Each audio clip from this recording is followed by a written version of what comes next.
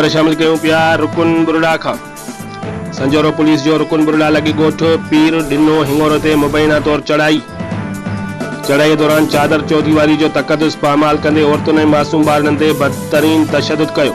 अहिड़े अमल खिलाफ़ गोठ पीर डिनो हिंगोरो जे पीर बख्श हिंगोरो गिरफ्तार ओभायो हिंगोरो जी वालदा खेरी हिंगोरो जी अगवाणी में गोठ जे औरतुनि ऐं मर्दनि मासूम ॿारनि सां गॾु संजोरो थाणे अॻियां पुलिस जे कयल ज़ुल्म खिलाफ़ धरणो हणी रोड ब्लॉक करे छॾियो, जिते मुज़ाहिरीन दाहींदे चयो त संजोरो पुलिस बिना वारंट असांजे नौजवान खे गिरफ्तार करण जे बहाने चढ़ाई कई आहे।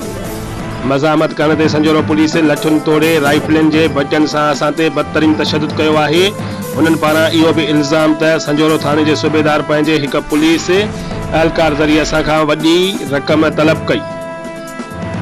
न ॼण तां अहिड़ी कार्रवाई कई वई आहे। मुज़ाहिरीन मुतालबो कयो त तशद्दुद कंदड़ एहलकारनि खिलाफ़ फौरी तौर कार्रवाई करे असां सां इंसाफ़ कयो वञे।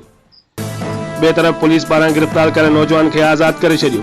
उन मौके ते फंक्शनल लीग तालका सदर अली अहमद अलबेलो मंगरियो नायब सदर फ़कीर जमील वसाण एहतजाज में पहुची चयो त संजोरो पुलिस हिन वक्त अवाम जो तहफ़ुज़ करण बजाय असांजे मुखालफ़नि जी कमदारी करे गोठ पीर डिनो हिंगोरो ते पुलिस जी कयल चढ़ाई असां बर्दाश्त न कंदासीं, छो जो जमायत जा माण्हू अकेला न आहिनि। रिपोर्ट करे रहियो आहे जान मोहम्मद दबड़ो, बे न्यूज़ रुकुन।